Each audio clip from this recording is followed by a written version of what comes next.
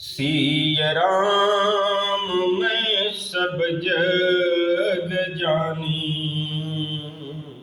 करहूँ प्रणाम जोरी जुग पानी, करहूँ प्रणाम जोरी जुग पानी।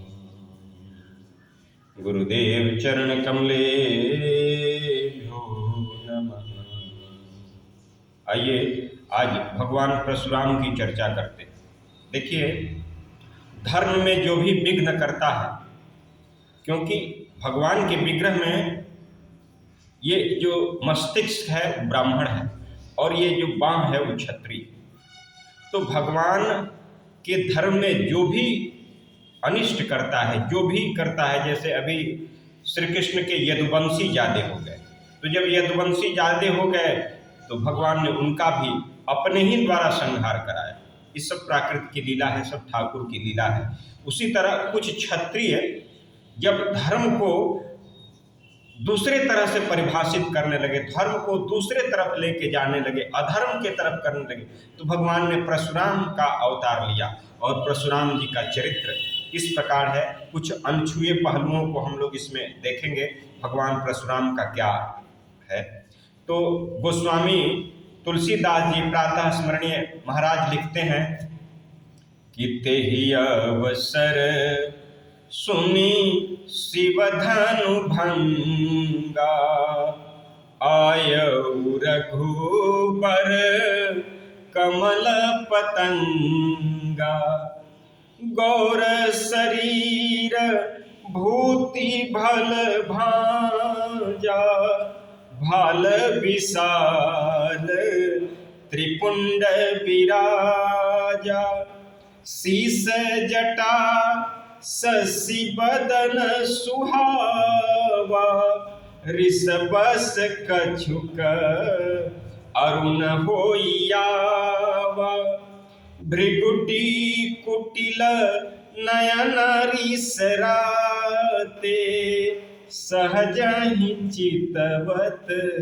मनहु रिसाते, सहजहि चितवत मनहु रिसाते, वृषभ कंध उरबाहु विशाला, चारु जनेव माल मृग छाला, कटिमुनि बसन तून दुई बांधे, धनुसर कर कुठार कर कांधे, धनुसर कर कुठार कर कांधे। तो गोस्वामी जी ने ऐसा परशुराम जी का वर्णन किया कि इस तरह के मेरे परशुराम जी हैं, इस तरह की उनकी भुजाएं हैं, इस तरह त्रिपुंड धारण किए हैं, ऐसे ऐसे हैं। लेकिन आज कवि वाल्मीकि जी ने थोड़ा सा अलग हट के लिखा। क्या लिखा? गोस्वामी जी लिखते हैं कि जब शिव का धनुष भंग हो गया धनुष यज्ञ के बीच, तो परशुराम जी पधारे। लेकिन आज कवि नहीं लिखते ऐसा। आगे लिखते हैं कि जब राम जी की बारात जनकपुर से 17 किलोमीटर आगे चली गई, बहुत दूर 2 योजन, तो परशुराम जी उधर से चल दिए थे। परशुराम जी के आगमन का संकेत होने लगा। राजा दशरथ ने वशिष्ठ जी से कहा कि प्रभु, ये कुछ विलक्षण चीज हमको दिखाई दे रहा है, इतनी आंधी कैसे, इतना तूफान कहाँ से आ रहा है, मौसम तो इस तरह का नहीं है, मौसम तो शांत है। अभी इतनी बात हो ही रही थी, तब तक आंधी बहुत तेज हो गई, आंधी छटी, आगे परशुराम जी दिखाई दिए। ऐसा स्वरूप, जिस तरह गोस्वामी तुलसीदास जी ने लिखा, ऐसा ही स्वरूप दिखाई दिया। कटिमुनि बसन तून दुई बांधे, धनुसर कर कुठार कल कांधे। सभी लोग एक तूरीण लेकर के चलता है, और मेरे परशुराम भगवान 2 तूरीण लिए हुए हैं, एक नहीं। यहाँ तक कि भगवान राम 1 तूरीण, लक्ष्मण भैया 1 तूरीण, सभी 1 तूरीण, लेकिन परशुराम जी आहा 2 तूरीण। 2 तूरीण कौन है? तो एक तूरीण वह धनुष का है जिस धनुष को राम जी ने स्वयंवर में तोड़ा, और दूसरा धनुष जो अपने हाथ में लिए हैं उसका तुरीन है। क्योंकि भगवान जानते हैं कि जहाँ तीर धनुष दोनों रख देंगे वहाँ ठीक नहीं है, तो तीर धनुष को तो रख दिया लेकिन तीर को नहीं दिया, तीर अपने पास रखे हैं। वही दो गो तुरीन है उनके साथ। आइए आगे चलते हैं, आगे चर्चा करते हैं। भगवान परशुराम ने सीधे राम जी के सामने खड़े हो गए, किसी दूसरे से बात नहीं किया, राम जी से बात किया। भगवान राम से कहा, हे राजा, हे महाराज, आप जो कर्म करके आए हैं उसको मैं जानता हूँ। भली बात मुझे ज्ञात हो गया है कि आपने शिव के पिनाक को तोड़ दिया, मुझे ज्ञात है। अगर आप वही हैं जिसको मैं समझ रहा हूँ तो ये मेरा धनुष लीजिए और इस पर चढ़ाइए प्रत्यंचा और मुझसे युद्ध कीजिए। बड़ी विकट स्थिति खड़ी हो गई। राम ने कहा कि हे गुरुवर, आप तो ब्राह्मण हैं और ब्राह्मण से हम कैसे युद्ध कर सकते हैं? मेरी तो कुल की परंपरा है कि ब्राह्मण, गो और स्त्री, इस पर हम हाथ नहीं उठाते, और दोनों तरह से मेरी हार हो जाएगी। क्योंकि अगर आपसे हम हार जाते हैं तो हार निश्चित है, अगर आपसे नहीं हारते हैं, आपका मेरे हाथों बद्ध हो जाता है तो ब्राह्मण हत्या का पाप लगता है। तो मेरे तरफ से तो दोनों तरफ से हार है।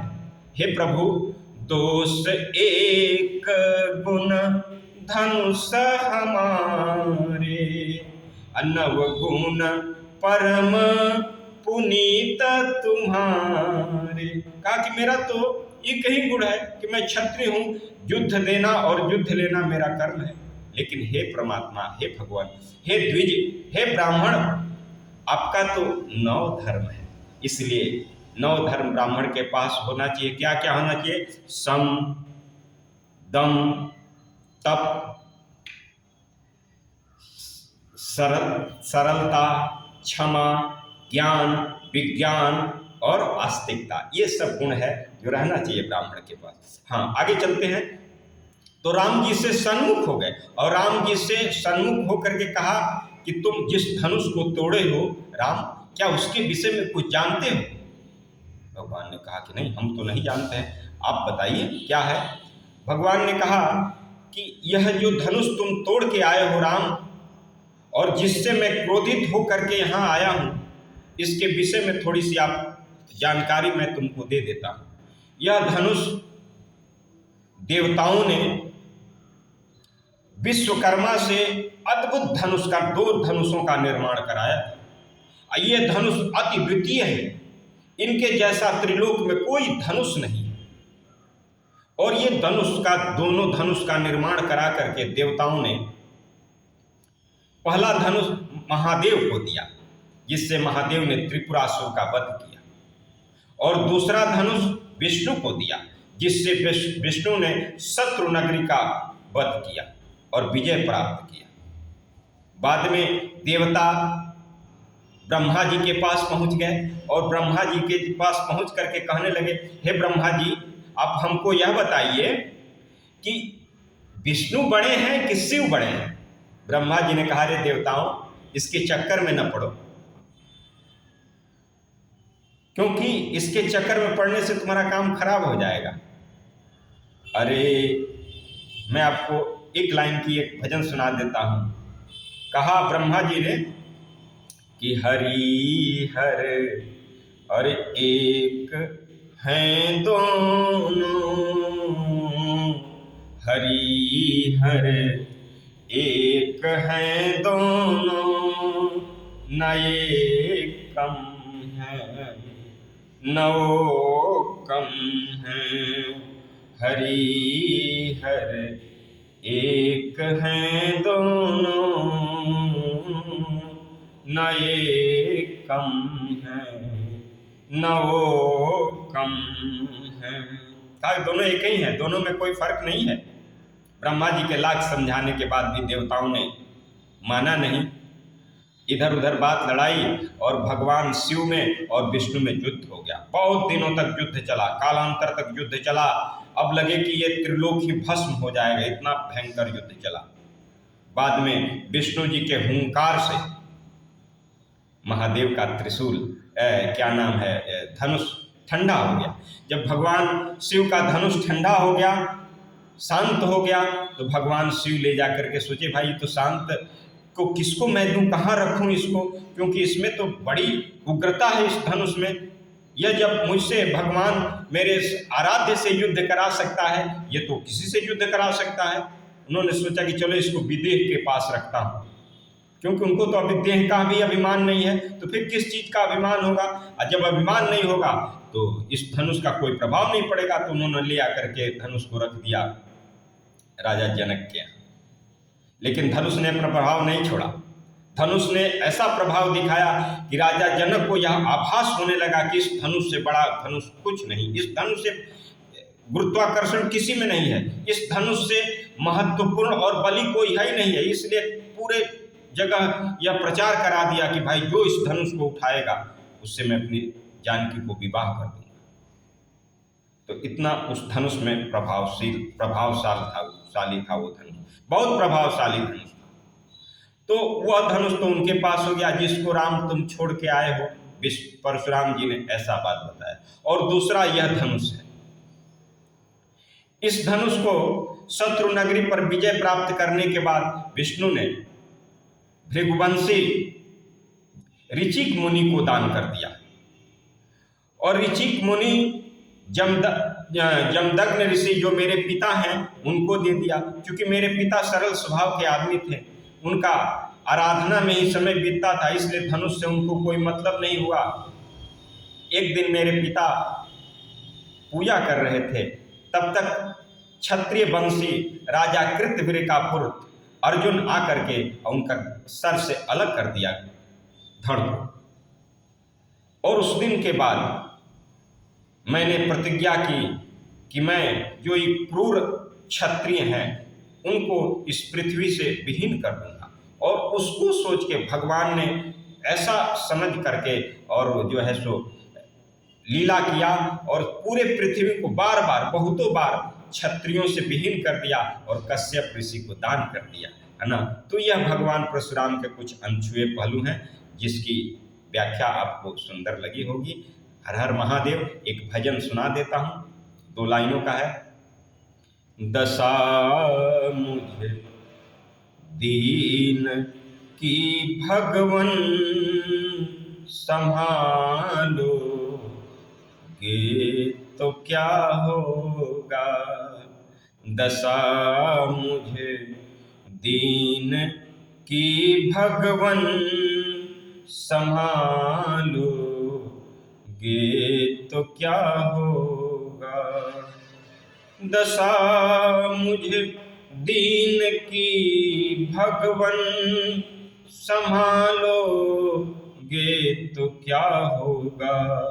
अगर चरणों की सेवा में लगा लो गे तो क्या होगा। अगर चरणों की सेवा में लगा लो गे तो क्या होगा।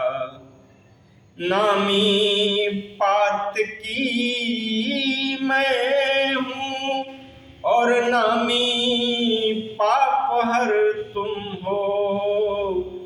नामी पात की हूँ मैं और नामी पाप हर तुम हो। जो लज्जा दोनों की बचा लोगे तो क्या